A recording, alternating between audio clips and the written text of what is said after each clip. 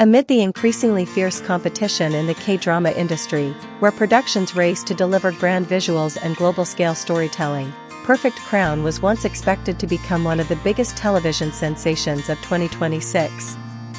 Featuring top stars IU and Byun Seok, combined with the intriguing premise of a modern South Korea operating under a constitutional monarchy, the drama was initially viewed as a bold gamble by MBC. However, as the series approaches its finale, Perfect Crown has become the center of controversy, not because of shocking plot twists or powerful performances, but due to multiple accusations of historical distortion and misuse of national symbols. What makes the backlash more significant is that the criticism has moved far beyond complaints about weak writing or awkward acting. Korean audiences are now treating Perfect Crown as a symbol of a growing problem in modern K-dramas, productions becoming obsessed with cinematic aesthetics while neglecting the cultural weight carried by historical imagery and national identity. For years, Korean historical dramas have followed an unwritten rule: creative freedom is acceptable, but not at the expense of fundamental historical sensitivity. According to many viewers, Perfect Crown crossed that line. The biggest controversy erupted during the coronation scene of King Leon. This moment was supposed to represent the emotional and symbolic climax of the series, a scene meant to establish royal authority within the drama's fictional modern monarchy. Instead of feeling majestic, however, the sequence shocked Korean viewers because the crowd shouted cheonse, 1,000 years, rather than manse, 10,000 years. To international audiences, this may appear to be a minor linguistic detail.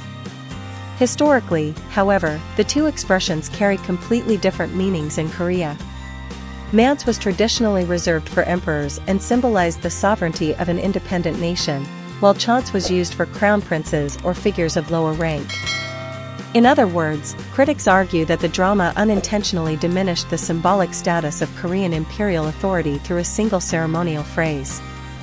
What intensified public anger was not merely the mistake itself, but the impression that the production team failed to conduct serious historical research. In today's entertainment landscape, K-dramas are no longer created solely for domestic audiences, they are global cultural exports. Every symbolic detail carries far greater significance than before. The controversy deepened further with the royal costume design. In the drama, the king wears a 9-string crown instead of the 12-string crown traditionally reserved for emperors.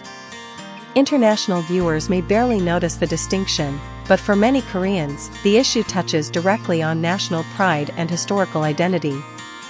During the era of the Korean Empire, imperial symbolism represented sovereignty and the nation's status among East Asian powers.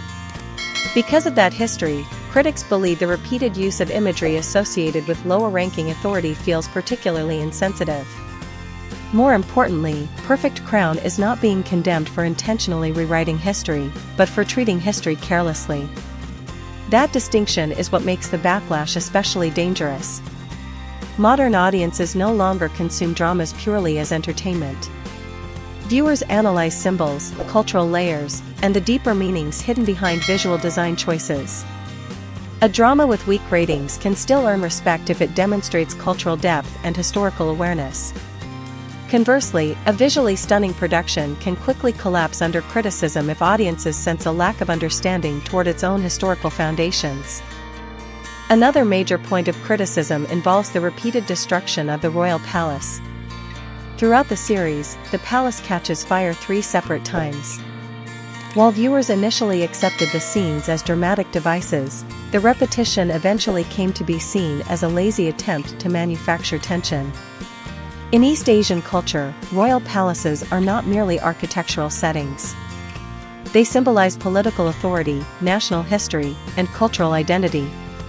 By repeatedly turning the palace into a spectacle of flames and disaster, the drama gradually stripped the royal space of its symbolic gravity, with some online viewers even mocking the scenes as unintentionally comedic. This is where Perfect Crown exposes a larger issue affecting many modern K-dramas, an over-reliance on visual shock value. When writers fail to create emotional intensity through character depth and psychological conflict, productions often resort to destruction, extreme twists, and sensationalized drama to maintain audience attention. But for a series built around royal history and national symbolism, such strategies become a double-edged sword. Ironically, Perfect Crown possessed all the ingredients needed to become a global phenomenon. The concept of a modern constitutional monarchy in South Korea was undeniably fascinating. The drama also benefited from cinematic visuals, a large-scale budget, and internationally popular stars. Yet its ambitious fantasy monarchy narrative ultimately stumbled because it lacked a sufficiently strong cultural and historical foundation. The lesson left behind by Perfect Crown extends far beyond this single production or even MBC itself. The controversy reflects the increasing pressure facing the Korean entertainment industry in the age of globalization. The more Korean dramas aim to conquer international audiences, the more carefully they must protect and respect their own national identity. Because audiences may forgive a drama for weak storytelling or narrative inconsistencies.